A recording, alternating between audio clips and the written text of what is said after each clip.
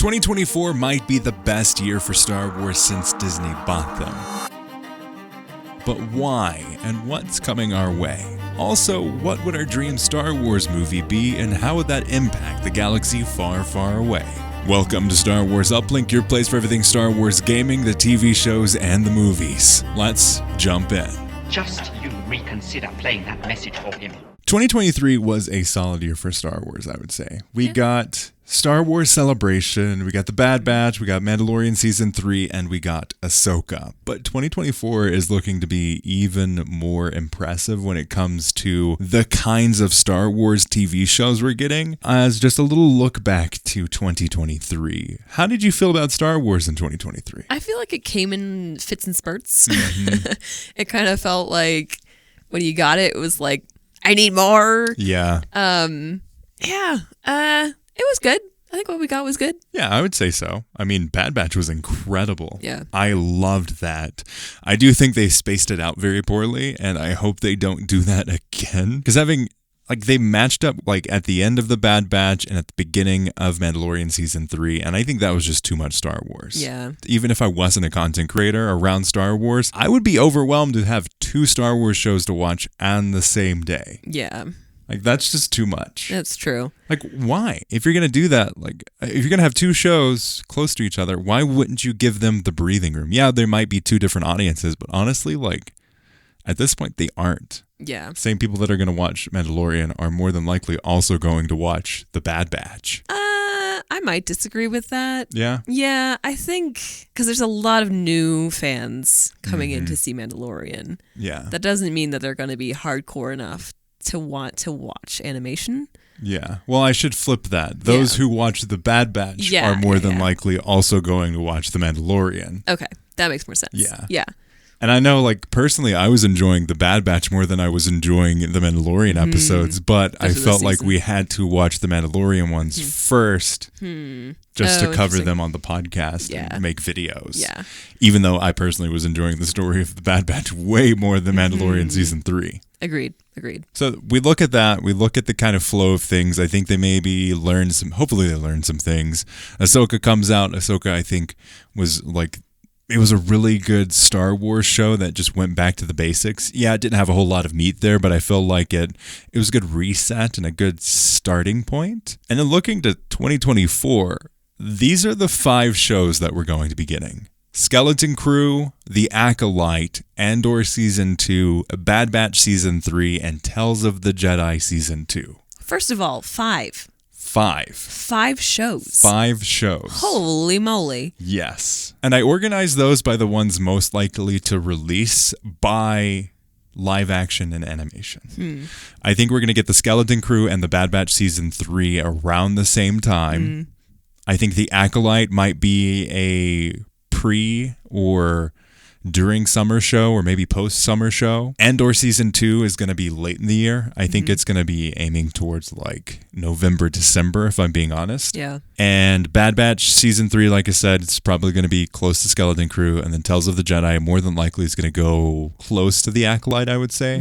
They do tend to do that, is clump the animated with the live action. It's almost like the appetizer to live action. Yeah, it's a kind of a strange trend that we're seeing.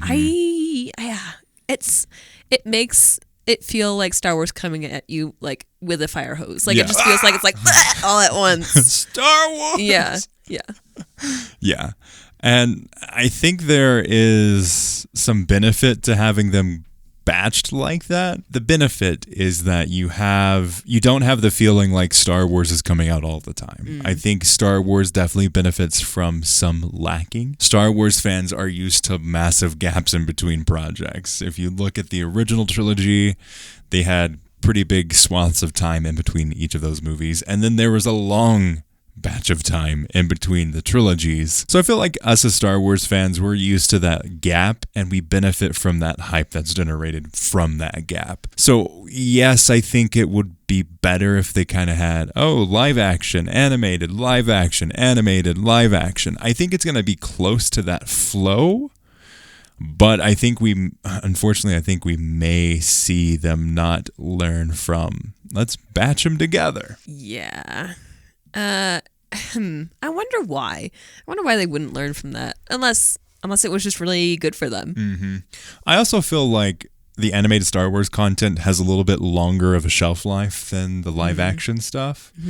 I feel like more frequently, especially with like animated stuff, Clone Wars, people still watch the Clone Wars, people still go back and rewatch the Clone Wars. I feel like that is definitely something that animation benefits from, especially going towards the younger audiences. Younger audiences tend to rewatch things more than older audiences. So maybe that's why they realize that, you may not keep up to date on each week of this, but we will definitely get those viewers later. But the thing with streaming services that most people don't realize is, yes, the numbers are nice, but they don't necessarily make money on the amount of people that are watching a single show. They make money by signups, and signups are earned by people talking about the show. So I don't understand, if your goal is to get people talking about something, why you would release 2 shows at once for similar audiences. It's a great question. It's a great question. Unless they're just putting all their chips in on the live action stuff, because they know that everyone who thinks they like Star Wars, thinks they do, is going to watch at least the live action. Yeah, definitely. The larger of the audiences is definitely the live action, which is why we ended up talking about the live action stuff more so than the Bad Batch stuff. At least to begin with. We usually would make a video later on in the week about the Bad Batch stuff, but we'd get the first discussion around, Mandalorian. Yeah. But looking at this list here, we've got 5 Star Wars projects, and this is no movies, and I think they're trying to get all of their TV shows out to get even more hype for the eventual movie. I think it's 2026 is what we'll see for a new Star Wars movie. 2025 is Star Wars Celebration in Japan. Yep. I think 2024 is going to be a lot of hype up for what the movie is going to be. It's going to be about 7 years by the time that the new movie comes out, and it's going to be, people are hyped. Yeah. And I think they're going to try to experiment with a lot of different things with this. Like, can we get away with releasing 5 TV shows in the same universe in Star Wars in different time periods? Because if we look at this, Bad Batch is getting closer to the original trilogy time period, but it's still on the Clone Wars side of things, or the Revenge of the Sith time period side of things after Order 66. If you look at Skeleton Crew, it's supposed to be set around the same time period as Ahsoka. It was rumored to already have been released. I think they were originally aiming for November, December. Oh, fascinating. Because it was originally announced for 2023. Oh. Yeah. So I'm more than likely we're not getting it. Actually, I would bet money that we aren't getting it in 2023. No, absolutely not. But Skeleton Crew, around the Mandoverse time period. Acolyte is in the High Republic era, so around 200 years before the Phantom Menace. Andor, original trilogy time period. It's going to lead directly up to the 5 days before Rogue One, so we know exactly what time period it's going to be. And Tales of the Jedi typically go around telling stories around the Jedi, so that'll be around the prequel time period. More than likely. Do you think this is going to confuse people? Like, to have so many... I feel like I'm already going to be confused. You think I'm going to so? be like, wait, okay. And every single time, already with the movies, I still have to be like, okay, but where are we? Yeah, there's the story of you watching Rogue One and you thinking that Rey is Jyn Erso. No, I just thought it was a continuation of that story. And then Darth Vader showed up and you're like, wait. Like, hang on, we're bringing him back? Oh my gosh. Yeah, but you're definitely more of a casual fan back then. Yeah. I don't wonder. I think this is going to be the good test of how much Star Wars can they actually release? Can they get away with 5 projects? Can they do this and not lose people? I think this is ultimately this is going to be the test for them. I think it's going to be good. I don't know. I think they're spread out enough and they'll have at least enough of a visual difference that people will understand. Yeah. And also the the shows that we're getting are all standalone. It's not like Skeleton Crew, well, technically I think it's going to be based around the same time period as Ahsoka. I don't know if we're going to get a whole lot of crossovers. I don't think we're going to have a Book of Boba Fett Mando season 3 experience with any of these. Andor season 2 is clearly Andor season 2. Like it's not going to be confused with tying into Ahsoka or The Mandalorian because the first season didn't tie into those TV shows. And the Acolyte, I think, is going to be so clearly separate from all of this stuff. I hope visually, tonally, it's going to be based around a Sith or dark side user, and it's going to have more Jedi than we've seen in any other Star Wars project. Yep. So I think it is going to be clearly differentiated. And then Tales of the Jedi is just Tales of the Jedi, small little vignette stuff. Honestly, I hope they would actually change Tales of the Jedi to just be around one character for the whole season instead of jumping in between the two. Yeah. And then Bad Batch Season 3 is going to be an emotional roller coaster. It's going to make us cry, but it's going to tie into the end of the Bad Batch. I'm not ready. I'm not prepared. I cried during Season 2. Yeah.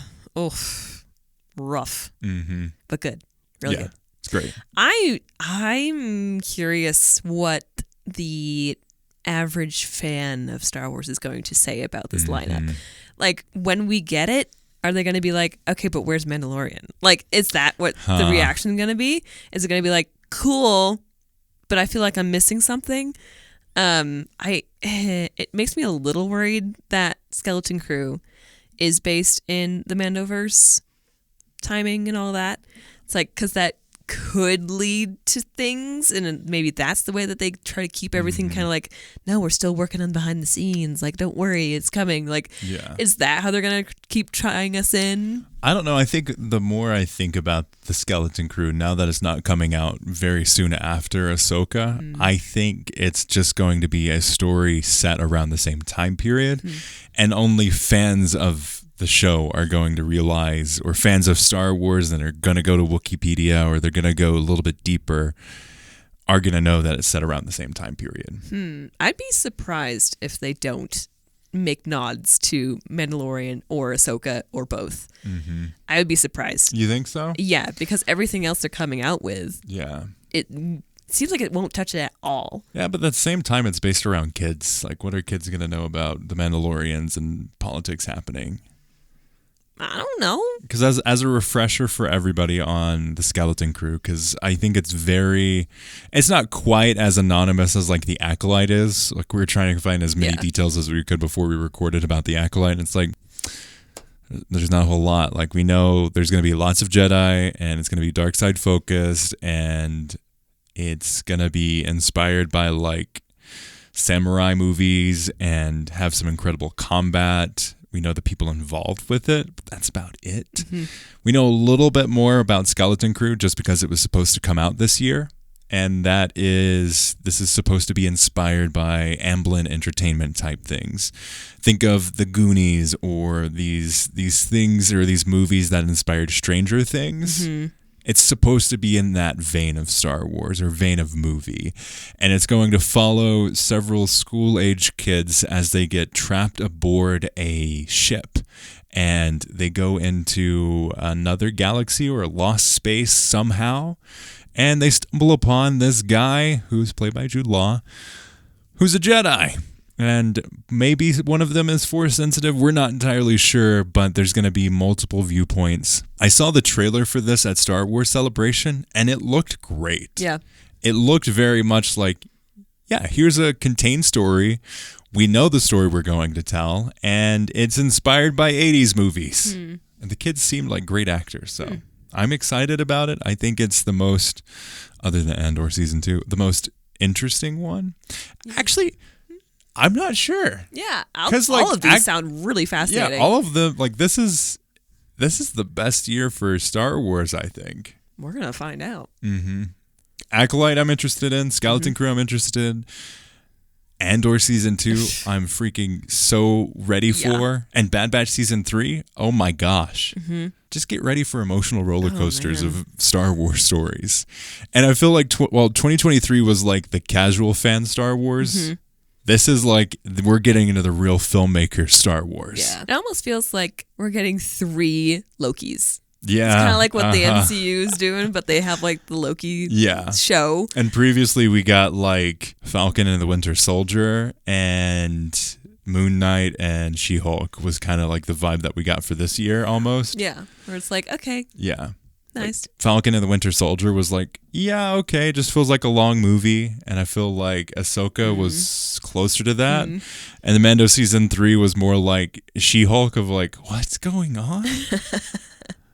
And then Bad Batch season 2 was Moon Knight, where it had like, okay, like, oh, interesting. This could be interesting. Yeah, they did the classic like animated Star Wars thing where they'd have like really deep, interesting storytelling, and they'd be like, okay, now we're on the beach or something like that. Yeah. So, but I feel like if we're doing that, now it's time for Loki season 1 and season 2 and some like really interesting takes on an established franchise. For sure. But speaking about movies, speaking about all these things in the Star Wars universe, I did want to talk about today what our dream Star Wars movie would be. As we've gotten deeper, we've gotten past the writer's strike and the actor's strike, there's been lots of discussions around canceled Star Wars projects, future Star Wars projects, hypothetical Star Wars projects, and I want to get into some details on like, what would it look like for our favorite Star Wars project? What would our dream Star Wars be? I honestly have a really hard time with this question.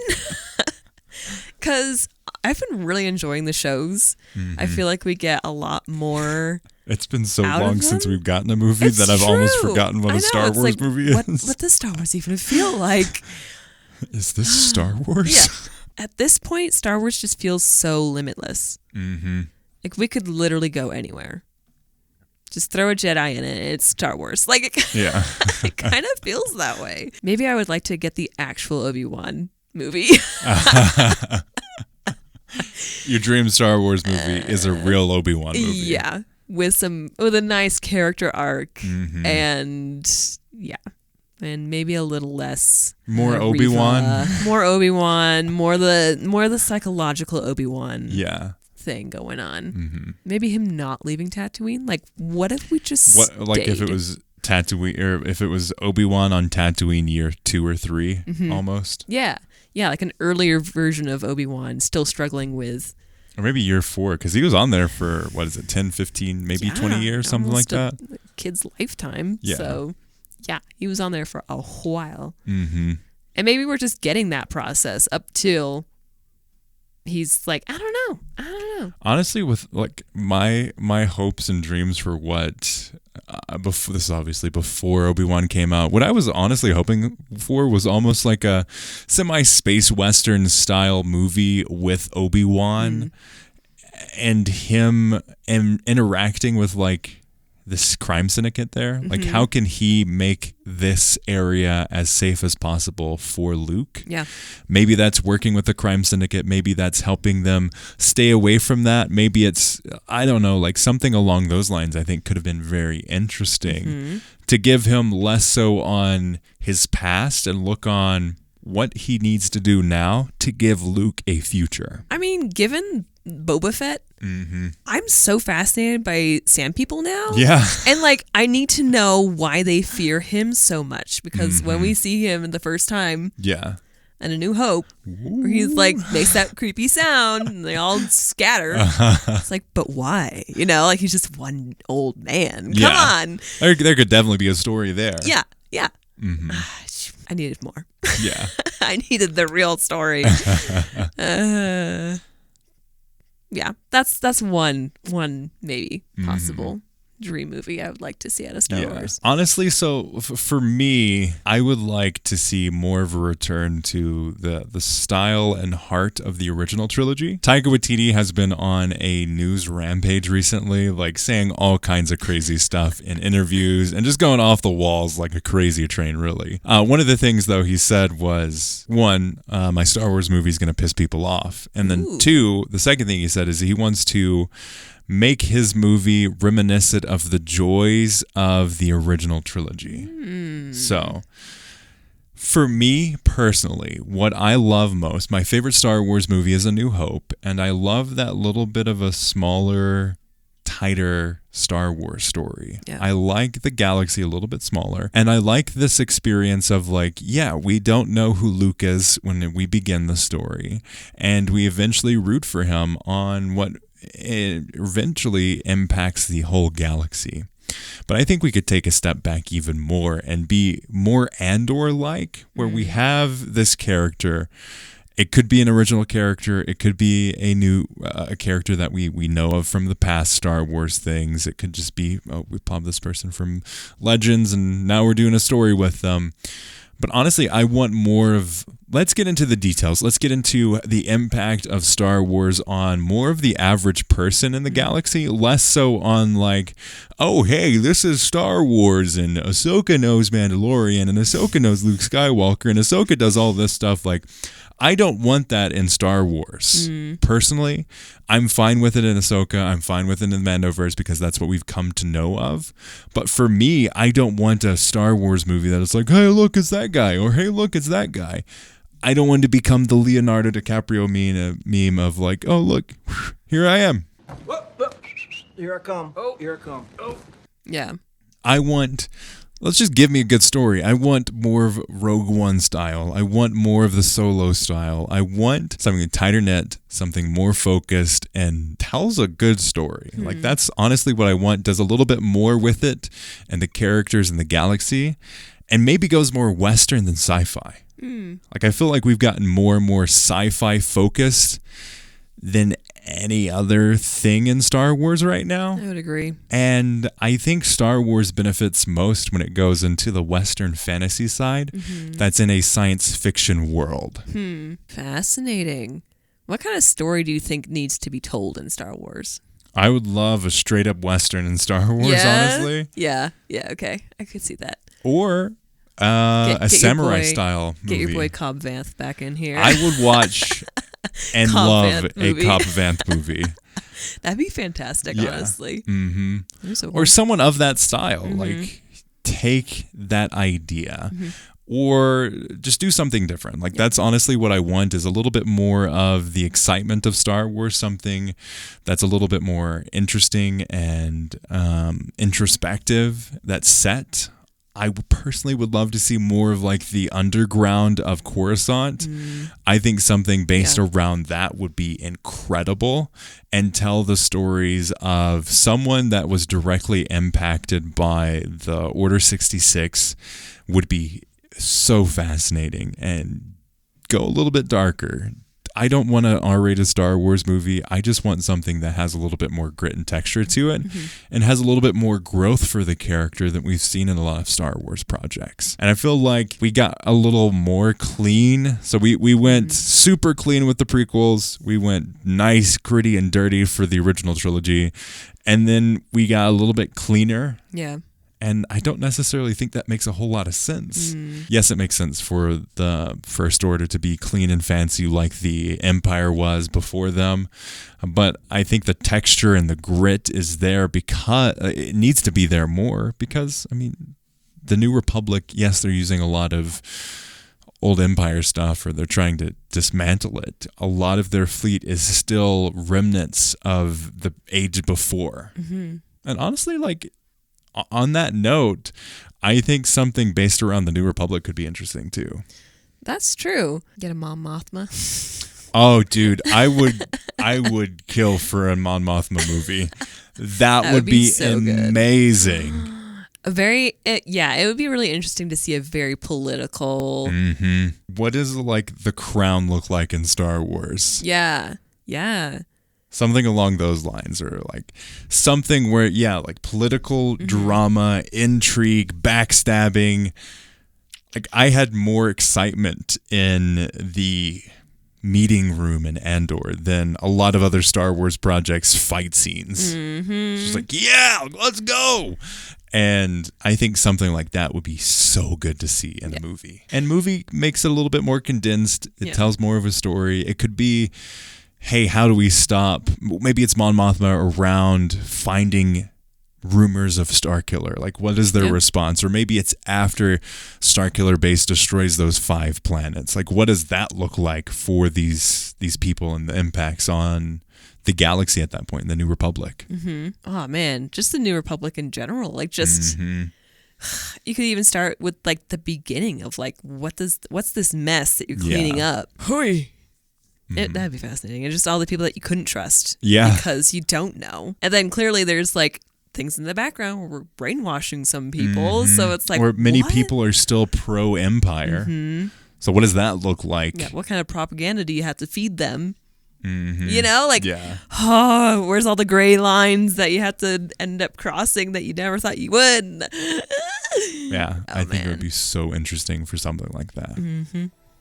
But let us know your thoughts and theories on, one, what are your hopes for all of the content that's coming in 2024? 5 different kinds of TV shows. And let us know your ideas for a dream Star Wars movie. Would love to hear that in the comments below. As always, you can listen to the podcast wherever you find podcasts. And thank you for listening. May the Force be with you.